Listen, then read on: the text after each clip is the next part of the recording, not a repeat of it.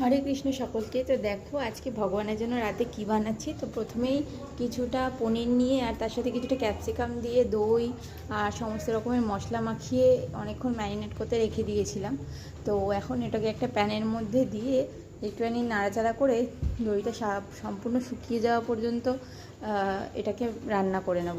তো মশলার মধ্যে দিয়েছিলাম হচ্ছে আদা, তারপরে হচ্ছে জিরার গুঁড়ো, ধনের গুঁড়ো আর লঙ্কা, আর সামান্য একটু লেবুর রস চিপে দিলাম এটার মধ্যে।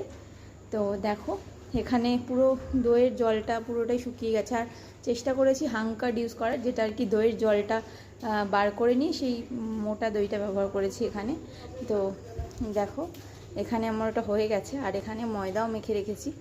তো ময়দা মাখা হয়ে গেলে দেখো এই পরোটার মতো বেলে নিয়ে এটাকে একটু ভেজে নিচ্ছি ভালো করে।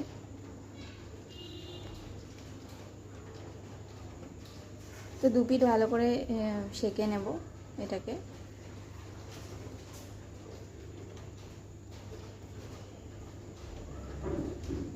তো শাখা হয়ে গেলে এটার মধ্যে দেখো স্টাফিংটা দিয়ে দিলাম, যেটা বানিয়ে রেখেছিলাম পনিরের। তো দেওয়ার পরে কিছুটা শসা কুচি দিয়ে দিচ্ছি।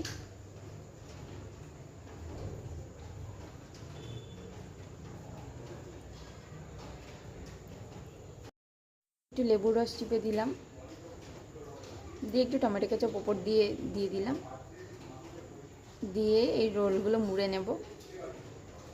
দেখো মুড়ে নিয়েছি। মুড়ে এবারে ভগবানকে পরিবেশন করে দেওয়ার পালা।